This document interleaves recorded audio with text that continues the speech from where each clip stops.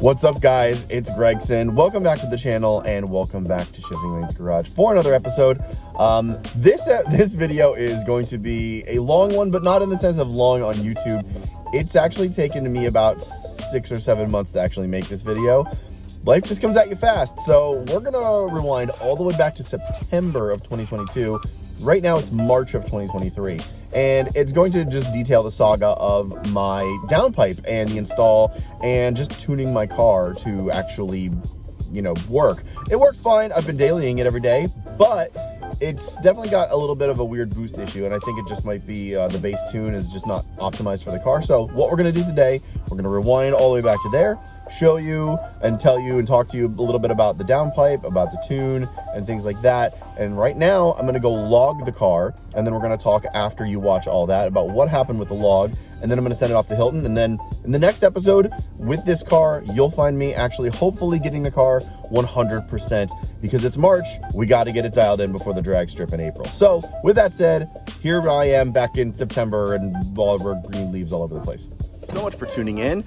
This, as most of you know that watch this channel, is my 2016 Volvo V60 Polestar. And last time you watched this channel wasn't the best video, so apologies for that, but it had a lot of me basically giggling because we installed an 8.8 fab downpipe by a wonderful welder, master welder named Josh Briggs, and I basically just did this the whole video.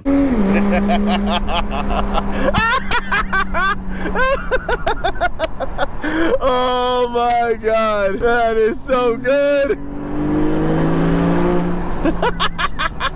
So yeah, that was basically me just giggling because of how amazing this car sounds, because it sounds ridiculous now with this downpipe. The problem is we have a check engine light, and we're getting up to about 3,500 RPM and then plateauing on power. So there's one of a few things that might be going on here. One, we could have an exhaust leak. We reused the gasket. So what we're gonna do is actually take it back to my buddy Sean's tonight. Let's just fast forward right to there. So hello, I'm on my phone and I'm not at my house, which is rare for you to see. But we're at this really sick garage. Very cool. With that in the corner. With this BMW here. And with that guy. His name's Sean. He's awesome. He works on my car and he's fantastic. So basically this is your E9X platform 335i, right? Yes, it is. And well, XI. 335 XI. So you got all-wheel drive. This car is sick. We're going to get to this in a second. But basically, Sean works at Prestige Volvo in East Hanover, New Jersey. Basically the dealer that I go to. And Sean helps me out with a bunch of stuff that I don't know how to do, which is pretty much everything. But what did we basically just do to my car? We threw some new oil in it. We checked the O2 sensor. We scanned it. So what did you find exactly when we were looking through the car? So I read your voltages coming out of your O2 sensors and all that stuff. I found that your front O2 sensor is actually working properly. Oh, interesting. So what I did is I reset your adaption for your ECM. Okay. And then cleared all your codes, and we're going to drive it and see how everything goes. Okay. So the car basically is just kind of sitting out there. It's next to Sean's very sick Ram, which is straight piped? Straight piped, yes. Straight piped. That thing sounds ridiculous. That thing now sounds ridiculous because it's got the 8.8 fab downpipe on it, which we're going to talk about in just a second. But with all of that said, do you think the O2 sensor was bad in the car? It could be a little column A, little column B. Sometimes when you do move an O2 sensor, it does screw it up. Sure. Obviously, porcelain and everything else inside of a O2 sensor, all the little tiny sensor trees. Fragile. Yes, I was little gonna say, Italiano. Little fragile. But I personally don't feel like there's anything wrong with it. Okay. We're going to see how it goes. I was going to say we'll give it a couple weeks, and then if we do, we'll bang it out. Yeah, cool. Well, the good news is I have the part from FCP Euro, so I can just send it back, or if it's bad, I can just get it for free forever. So that's good. But that thing's cool. What did you think about the downpipe? Is it good? I did the install. Yes, I did. Yeah, so Sean did the install on the downpipe itself. It was a very good install. I was going to say it seemed like it was put together properly. All the fabrication and all that stuff was done very well. So, yeah, it was a nice downpipe. Next thing I want to talk about is actually this thing. So there's some carbon fiber here. There's some very not stock wheels. No. And there is some very not stock things really going on at all. So what have you done with this that people may be very interested in, especially me, because I've asked you about it a couple times, but I've very much forgotten what you've told me. It's a JB4, obviously. Everybody always does that. Catless downpipes. Shut up, New Jersey. No one needs to know. No. Spec Stage 3 clutch, single mass flywheel. Ooh, nice. So I got rid of a lot of weight, rotating mass, which really helps out a lot on boost. Right. So maybe turbo work. Maybe? Maybe. Are you saying maybe as in definitely, or maybe as in maybe definitely? No, maybe some stuff. There is a big front mount, 7-inch thick front mount. And nice. KWs, obviously. Oh, and, of course, as you do. Yes. Besides that, that's pretty much it. So what are you pushing at the wheels to this thing, essentially? My guess would be never been dynoed. Okay, I was going to say never been dynoed. Never been dynoed. Right. My guess is 4s. Okay. 4 at the wheels is... 4 at the wheels. Pretty fantastic, considering this platform is... I mean, you can push it to whatever you want, really. So, but 4s as and this is like a street car. This is basically your daily, essentially, other than the truck. My fun car. Yeah. So pretty much stock car makes 8 pounds. Okay. I spike 20, hold 18. Okay. So it is. This is cool. Yeah. A little dirty. I'm sorry, everyone. No. It's, I just like the tan. I'm Volvo R, sucker for tan interiors. So I just love the tan interior. Can't not show that. Love it. I was gonna say hard to find a 6-speed car. Yeah, so, I was gonna say very hard to find a 6-speed 4-door car. Especially XI. Yeah. That was the other thing. The normal Hanson had a 335i, which was manual, and that was hard enough to find. But 335xi pretty much doesn't exist on the East Coast or any coast in the U.S. So finding this car as a manual as it sits, that's amazing. I bought it in 2010. It's 2008. Okay, so you've owned this car for 12 years. Car for 12 years. That's cool. Multiple suspension setups, 4 sets of turbos. Yeah. This is sick. And I was gonna say the fitment, the wheels, everything looks perfect. Like it's super well done. It's a good car. This thing's great. And then do you wish you had an M3? I wish I had Gregson's old M3. So do I. I wish look, guys, I love my Polestar, but I really still wish I had that E90 M3. That thing was chef's kiss. It was so good.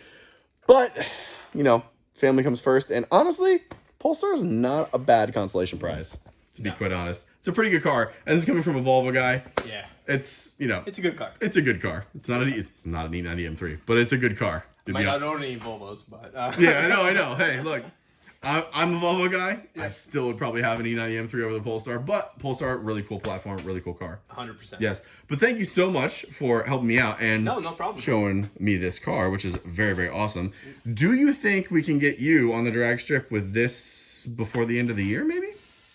It might be possible. Okay. I was going to say, I got to do a little bit of work. I got a little bit of personal stuff going on, but if I can, I was going to say it should be. All right. So maybe coming soon to a vlog near you, Polestar versus this. This is going to win. Shh, don't tell Sean. This is going to win. It's much more powerful than my car is as it sits. Probably going to beat Chad too, because Chad has 500 horsepower and a heavy-ass Mustang, and this is probably just going to beat it. He's still not quite there with his Mustang, but I feel like this is, especially with the all-wheel drive, is just going to just lay it down. Probably go 11s, low 12s, I'd imagine. Low 12s. Yeah, but so best time in the but car, even so, best time in the car is 13.2, never launching. Okay, 13.2, never launch. Never launching, trapping at like 115. Okay, and that's better than my Polestar bone stock with launch control. So just keep that in mind. So manual versus modern launch control. This thing's still going to beat it with its setup. Before downpipes, before front mount, before clutch. Right. So you're probably going to be at worst case scenario with low 12. Yeah, low 12. Worst case, 12, high 12s 12 because sevens. No prep. 12 7s, 12 5s. Yeah, so 12 7s, 12 5s. It's going to stomp on whatever we have. Actual person that can drive 12 4. Yeah. 12 2. I'll put myself out there. Yes, but potentially Sean coming to another video, which would be awesome. So thank you so much for helping me out and doing the work on my car, but also for showing me this as well. And stay tuned for maybe Sean coming to another video very soon. Or maybe another car. Yeah, maybe another car. Yeah. Thanks, dude. Appreciate No it. problem. Have a great night. Yeah, catch you later. All right, man. So we fast forward once again, very far into the future. It is March again. So basically the clip you just saw was us trying to figure out what the check engine light was. There is no check engine light on this car anymore because we did find out that it was the O2 sensor. Now this thing looks very much worse for wear. They usually sort of look like this when they come out, just, you know, all dingy and stuff. But I think the ceramic was the culprit here. But we replaced this with the part from FCP Euro, and the check engine light went away with the Hilton tune. Now the check engine light was there with the Hilton tune, so the Hilton tune sort of codes out the check engine light when you do a downpipe. So then we figured out after all that sort of redoing the fueling tables and the O2 tables and everything like that, with what Sean was talking about, we figured out it was the O2 sensor. So we tried different things to sort of keep the cost down. Unfortunately, it just ended up being this. So not a huge deal. And I can finally now throw this away because I was saving it to show you guys for this video. So with that said, hop in the car. I'm gonna try to show you exactly what's happening with this boost issue between 3,000 and 4,000 RPM. And then we'll just sort of talk a little bit more and then we'll wrap up the video and see what's coming next. So this is gonna be a little difficult to see, I think, but what I'm gonna try to show you is how this engine is behaving. So I have it in second gear. I'm in manual mode, so I'm in sport mode down here. I've got paddle shifting mode going here. I'm gonna let the car in front of me sort of get away from me a little bit. And then I'm gonna show you what's happening with this. The tune actually gave me, so the check engine light is off, the TPMS light is on, but that's because I have my winter tires on right now and there's a nail in one of them, so I know what that is. But the check engine light over here is gone, so that's part of the Hilton tune, right? But if you look over here, now watch, I'm gonna try to do this, and the RPMs, again, it's gonna be difficult to see. Between like 3,000 and 4,000 RPM, the RPMs are going to sort of plateau a little bit. So let's see if we can make this work at all.